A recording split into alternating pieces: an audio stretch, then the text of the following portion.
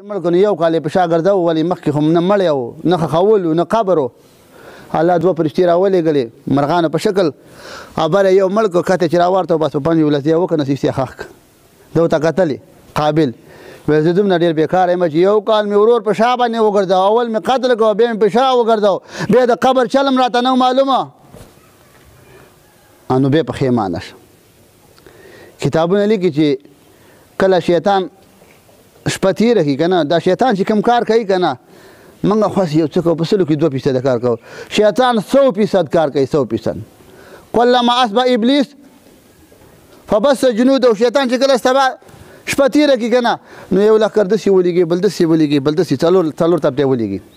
او بیا ورته وایي من اخذل اليوم مؤمنا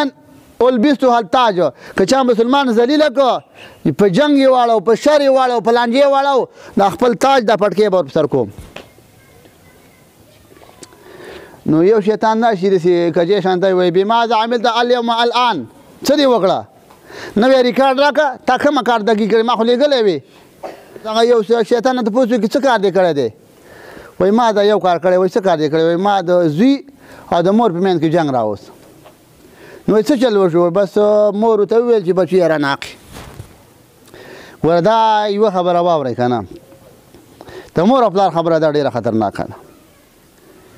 یو کتاب مې کوت هغه لیکلي یو سړی تعلیم یافته دلته اوسېده نوکریم به او ډېر ښه مالدار او ډېرې ښې شپې وې د مور او پلار قدر به یې هم کو کته لاړې ښار ته پنجاب ته یا چېرته مور ته به یې خط هم رالېږل روپۍ به یې هم رالېږلې وخت تېر شه ښه ترقي وکړه سعودي له لاړې اوس خلک ځي بهر ملکونو ته نو چې سعودي ته لاړې روپۍ هم بندې کړلې خط یې هم بند کړه اج یې چې وکړو نو د اج په 4مه شپه بیا خوب لیده ویل بچیه اج خو دې وکړو خو الله ته قبول نه دی 13 کاله اجونه یې وکړه 13 اجونه او 13 پیرې د 4مه شپه باندې خوب ولید اج خو کې خو الله ته قبول نه دی په مطاب کې ولاړ دی یو عالم پیر راغی د جړلې عالم ته ویل لمه تبکي ویل ماشومه ځوانه ولې جاړې ویل جاړمه ځکه 13 کاله حجونه مې وکړل او 13 کاله مې خوب ولیده ما ته د الله طرف اواز کېږي ځوانه حج خو کې خو الله وایي ما ته قبول نه دی څه لیکې علماو له الله تعالی ډېره پوهه ورکړي عالم د پیغمبر نه وروسته لویه درجه ده د عالم ده حدیث کې راځي الله به شهید ته په ورځ د قیامت وایي شهید ورشه جنت دې په انتظار دی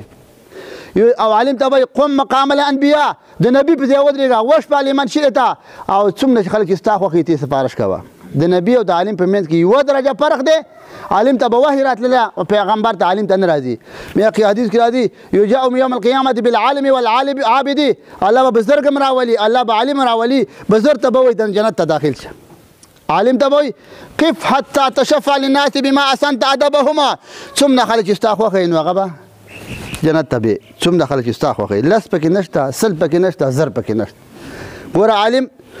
څوک د هغه په خوله باندې مدرسې خدمت وکړي څوک د غریب مدد وکړي څوک د جماعت وکړي څوک د طالب وکړي څوک د هغه وکړي د ده سره د ډېرو خلکو رابطه ده نو الله به دله دومره اجازت ورکړي چې لکه څومره خلک ستا خوښوي